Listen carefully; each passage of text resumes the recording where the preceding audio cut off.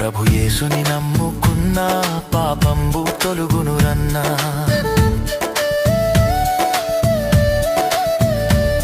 ప్రభు యేసుని నమ్ముకున్నా పాపంబు తొలుగునురన్నా.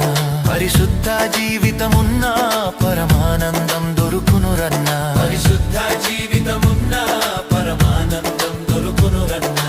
ఈ లోకం మనది కాదు, మనతోటి ఏమీ రాదు. ఈ లోకం మనది కాదు, మనతోటి ఏమీ రాదు.